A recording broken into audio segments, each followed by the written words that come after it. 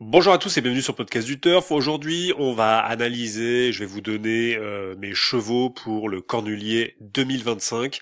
On va regarder ensemble un petit peu qui sont pour moi les favoris et les chevaux à jouer qui sont plutôt des secondes chances, voire des outsiders dans cette course. Alors, on va commencer, je pense, par les deux favoris de cette course qui seront, à mon avis, les favoris de tout le monde. Hein. C'est vraiment trois chevaux. Hein, on va en parler tout de suite. Ce sont donc Gazelle de Val, bien évidemment, qui à mon avis sera la grande favorite de cette course. Alors quand je dis grande, hein, je dis pas forcément grande au sens où ça va être la favorite jouée à 1,8 contre 1.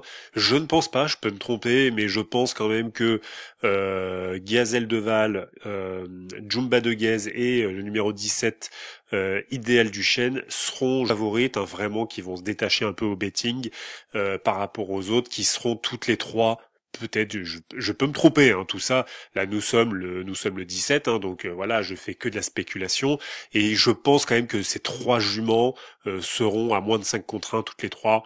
Donc alors après, qui sera devant, qui sera favorite, qui sera deuxième favorite, troisième, moi ça je peux pas vous dire, j'en sais rien. Mais je pense que ce sont vraiment les trois favorites qui vont se détacher, hein, au betting dans cette course. Alors bon, je vous rappelle quand même que le Cornulier, là en tout cas cette année, et même de manière générale, c'est la course que tout le monde prépare, donc c'est une course qui est assez ouverte. Donc sportivement parlant, c'est une très belle course, ça c'est sûr. Mais pour les turfistes, c'est une course qui est extrêmement difficile puisque tout le monde est préparé, tout le monde se bat pour avoir la moindre allocation. Et je vous rappelle que c'est de la première à la septième, à la je crois la même septième place, ouais c'est ça, peut-être sixième place, je me souviens plus. Donc on voit ici dans le Cornulier 2024 que le gagnant a gagné 315 000 euros et que le septième a gagné 7 000 euros d'allocation pour arriver septième.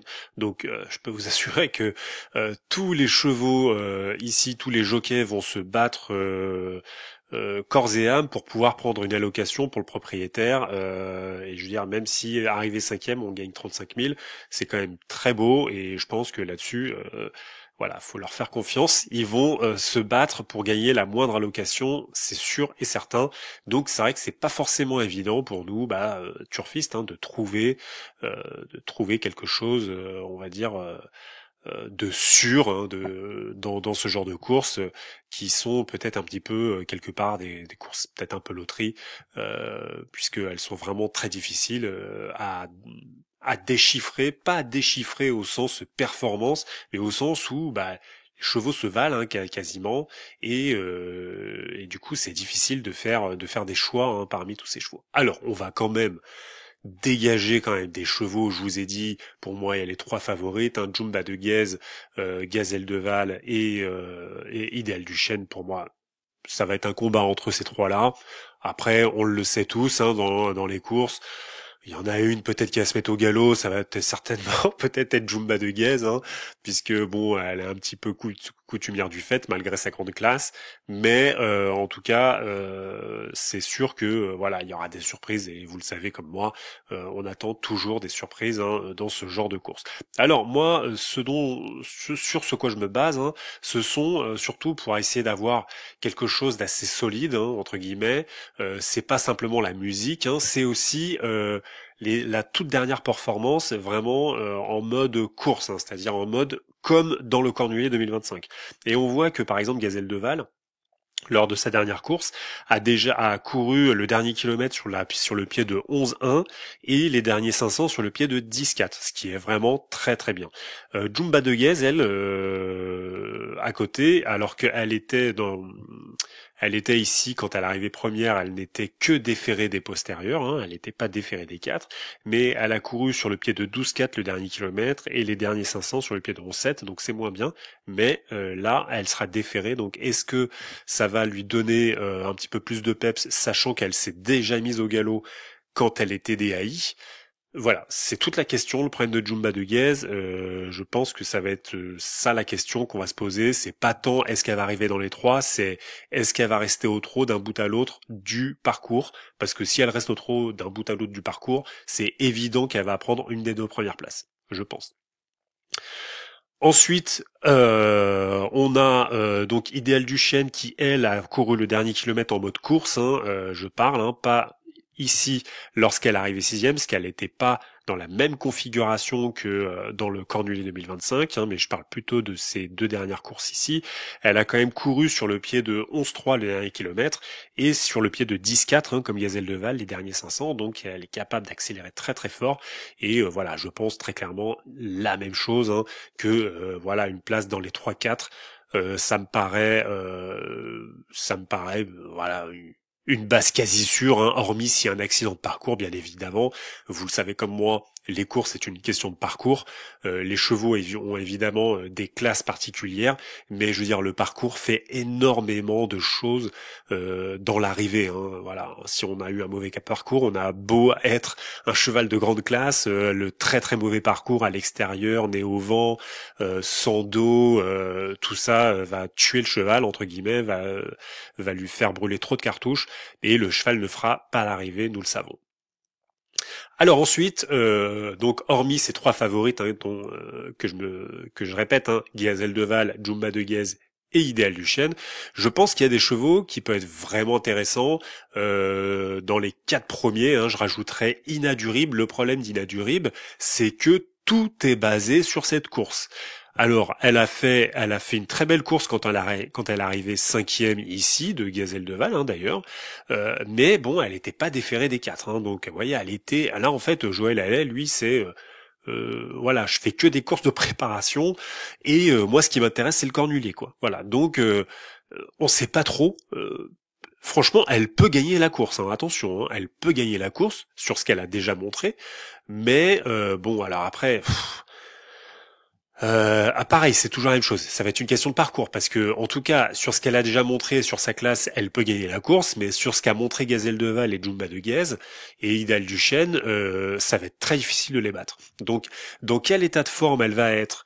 Comment elle va se comporter quand elle va être déférée des quatre? Je parle dans le 19 janvier, hein, là, hein, parce que évidemment, on peut regarder son historique quand elle est déférée des quatre, comment ça se passe relativement bien, mais en tout cas là, dans quel état de mental et quel état physique elle va se présenter donc le 19 janvier 2025, bah on sait pas, on est un peu dans l'inconnu puisqu'on n'a pas grand chose, on n'a pas trop de biscuits à se mettre sous la dent pour se dire bah tiens c'est sûr elle va être dans les trois. On le sait sur sa classe, elle peut largement arriver deuxième, troisième, voire même gagner la course, hein, si jamais elle a vraiment un excellent parcours et que les autres ont un parcours complètement dégueulasse, mais on sait pas trop. En revanche, moi, il y a deux chevaux, non, on va dire, il y en a même trois. Allez, je vais en citer trois, peut-être quatre, allez, on va dire, mais bon, ça, c'est plus pour les champs réduits, et encore, je pense, pour les amateurs d'outsiders, je pense que ça peut être vraiment des chevaux qui peuvent en tout cas, sur ce qu'ils ont prouvé, attention, hein, je vous dis, sur ce qu'ils ont prouvé lors de leur dernière course, ce sont des chevaux qui peuvent battre les trois favorites si ils ont un excellent parcours et que les favorites ou se mettent au galop ou n'ont pas le parcours idéal et elles peuvent vraiment les battre. C'est Jasmine Devaux, le numéro 1, donc, hein, la plus, celle qui a le moins de gains, la moins riche. Puisque Jasmine Devaux, faut quand même le dire, sur sa dernière course, elle a fait le dernier kilomètre sur le pied de 10,4, hein, et les derniers 500 sur le pied de 9,3. Et en fait, vous voyez qu'elle est quand même arrivée dans l'argent, hein, lors de ces 3-4 dernières courses. Je veux dire, c'est pas une jument qu'il faut sous-estimer. Je pense que elle a largement les moyens de faire l'arrivée dans le tiercé, hein. Là, faut être clair. Alors ensuite, il y en a une que j'aime beaucoup aussi et je sais pas franchement à quelle cote elle va partir, mais je trouve que ça serait un très bon outsider à jouer, c'est Édition Gemma. Édition Gemma qui certes a 11 ans, certes elle affronte les chevaux les plus jeunes, elle va affronter des mâles comme Jean Balthazar même si j'y crois pas trop, ou même Hip Hop au Fort où on va être un peu dans l'inconnu, c'est d'ailleurs ce que disait Christian Bijon. Mais là, Édition Gemma, bah franchement, sur ce qu'elle a montré, en tout cas là, ici, là, quand elle est arrivée deuxième, et bah franchement, c'est très très bien. Et elle a le droit de prétendre aux trois premières places, puisqu'Édition Gemma a couru le dernier kilomètre sur le pied de 10,5 et les derniers 500 sur le pied de 9,8, hein, chose que n'a pas fait Gazelle de Val encore. Hein. La Gazelle de Val n'a jamais couru les derniers 500 en dessous des 10, donc Édition Gemal l'a fait, et Jumba de Guez non plus. Donc ça peut être vraiment intéressant de mettre Édition Gema peut-être dans un champ réduit sur un tiercé ou voilà, quelque chose comme ça. Ensuite, il y a une autre jument que je trouve vraiment, je sais pas en fait comment elle va être, mais quand je vois par exemple le pronostic d'Equidia, ils en parlent absolument pas, c'est Grand Villesse Bleu. Alors oui, ok, elle a 9 ans, oui, elle est vieillissante, c'est sûr, on peut se poser des questions, on peut se dire ouais, mais où est-ce qu'elle en est? Bah moi je trouve que elle en est elle en est qu'elle a montré des choses vraiment bien là quand elle arrivait troisième, quatrième ici. C'est vraiment bien. Elle a couru le dernier kilomètre sur le pied de 11,3 et les derniers 500 sur le pied de 17. Donc je veux dire, elle a pas du tout à rougir face à des Gazelles de Val ou face à des Jumba de Guez. Hein, on va être clair.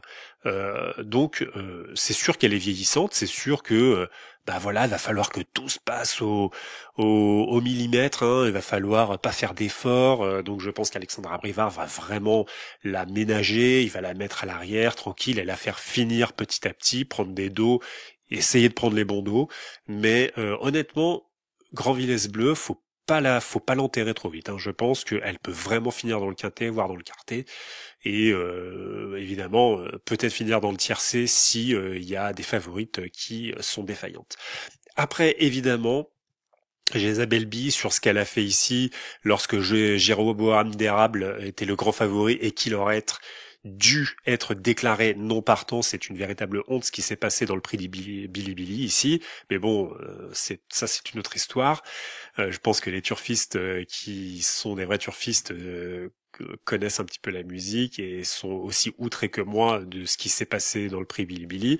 Mais bon, bref. En tout cas, elle a fait une très belle course et elle a fait d'excellents derniers partiels, hein. Les derniers partiels, les derniers 1000 mètres et les derniers 500 mètres sont pareils, sont excellents, hein. J'ai regardé, je crois que les derniers 500 mètres, elle les a fait en dessous du pied de 10.